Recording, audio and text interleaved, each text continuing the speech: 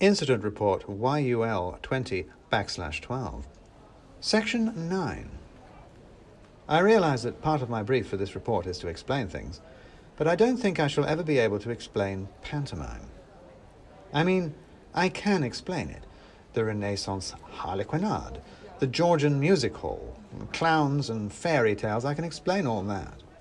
What I can't explain is anyone liking it. Why would anyone want to celebrate Christmas by sitting in a baying mob while a bunch of lurid ninnies bellowed low-quality jokes at them? I have to admit, of course, that I'm not talking from experience.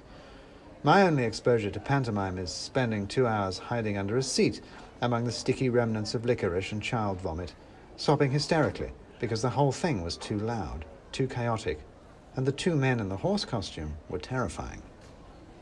Every time someone bangs on about a traditional Christmas, I think of pantomime and I decide that I am going to sign up for the December shift at work again.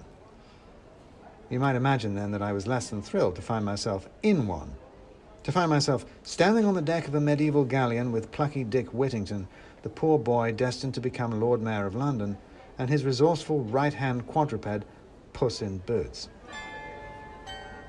Aren't those two different pantomimes? I said. Dick Whittington and Puss in Boots. Are you supposed to be here? Both of you. Why, where would Dick be without his faithful pussy? Cried Whittington, slapping his stocking thigh. To my immense credit, I didn't hit him. This was certainly crazed and incomprehensible enough to be a pantomime. On the ship alongside, 10 lords a-leaping were arguing with 11 ladies dancing about who should lead, while the geese and chickens and pigeons and blackbirds all flapped around the rigging, squawking at each other. On the other side lay the smoking ruins of the ship that had been commandeered by the Mouse King, whose army of mice were even now invading the Tower of London. With the London Stone gone, wild magic was pouring out into London, and fairy tales and magical creatures were pouring out with it, and things were rapidly getting out of control. Next time I was taking Christmas off. Still not going to a pantomime though. And then the ravens fled the tower. There was the sound of a croaking and squeaking from the battlements, followed by a high-pitched cheer as two of them came flapping heavily away over the riverside before settling grumpily on the shoulders of the one-eyed ship's captain. He didn't seem particularly surprised by this, but stood smiling softly and picking bits out of his beard to feed them.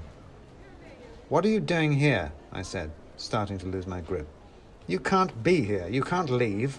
London falls if the ravens leave the tower. Get back there immediately."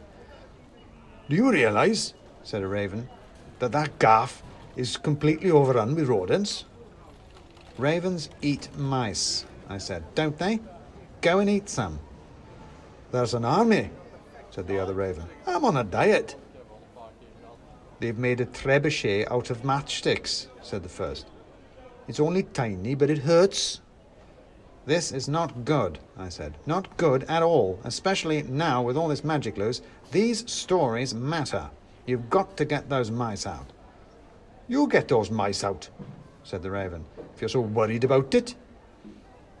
We know a way to deal with mice, don't we, Puss?" said Whittington. "With mice I speak," said the cat.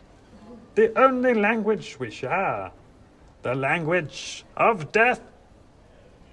"That's right," I said, finally remembering. "That's the story, isn't it? You go to a place that has a plague of mice, but no cats. Your cat kills all the mice, and you get rewarded, and that's how you make your fortune." "You should have seen the Sultan," said Dick, slapping his thigh again. "Up on his throne, his skirts hitched up, while all the mice ran back and forth on the palace floor." "Which soon ran red with their blood," said the cat.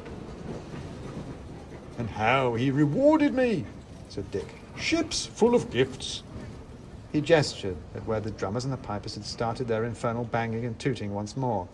"And grain, although admittedly that one's sunk now. Still," he brightened, "the mice had probably eaten it all anyway." "Mice eat anything," said the cat. "The only taste they cannot abide is the taste of cold steel." "I get it," I said.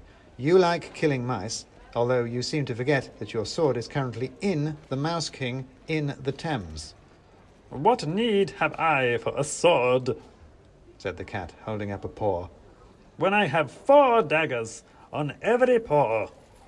And he extended his claws, white and gleaming. They've pulled up the drawbridge, said one of the ravens, looking up from where he was poking his beak in the captain's ear. and barricaded the portcullis, said the other. There's no way in. What about, I said, a little air support? It took some persuasion. Cats and birds, it turns out, have some history between them. Who knew? And then there was an even longer discussion of how much the cat weighed and the carrying capacity of the European raven. But finally the ravens took off, beating against the air, the cat dangling between them, laughing manically. Onward with your burden of revenge, He cried. onward for Dick, London and St. George. They dipped, then struggled upwards again, up, over the rim of the battlements, and into the tower, as with a yowling ululation the cat dropped out of sight, and then the screaming began. There was the blowing of small bugles and the twang of something that might have been a mouse-scale siege engine. There were cries of Zoons, and have at you. there were cries and curses and the clash of battle, and then finally there was the rattle and bang of a drawbridge coming down, and a flood of mice came pouring out of the tower, spreading across the plaza without, tourists screaming before them, and in a grey heaving river they spilled down the stairs into the tube station. The ravens, who had been watching everything from the air, dropped back down out of sight behind the walls. He did it, Said Dick, doing the slapping thing again. I knew he could. My brave puss. I owe everything to that cat. You owe everything on that cat, I said. Customs duty, remember? Dick's face fell. But we saved London, He said plaintively. Not yet, you didn't, I said, making for the gangplank. That's my job, and no one, but no one, gets off this boat. Understood? And I scrambled down to the pier and made my way across the now deserted riverside to the gate of the tower. The cat was just sauntering out, licking his crimson paws clean as I came up. Enjoyed yourself, have you? I said. The tower is free, sir, and the enemy routed. He said, cheerily, a little blood dribbling down his chin. But honor demands I pursue. Excellent, because a mounting sense of panic demands I do the same, I said, horribly aware that a magical mouse army was now loose in London. At least they were mice right now. Who knew what might happen if the stone wasn't restored soon? And to do that, I needed to triangulate, stick to the plan. I need to get to Smithfield, I said, but between me and it are several hundred mice, armed and vengeful mice. Can you help? Smithfield, Said the cat, licking his chops. the meat market, the place of butchery. How delicious. Lead on, fearful wizard, and step proudly, for a cat walks with you. And we went back into the shadowy canyons of the newly enchanted city.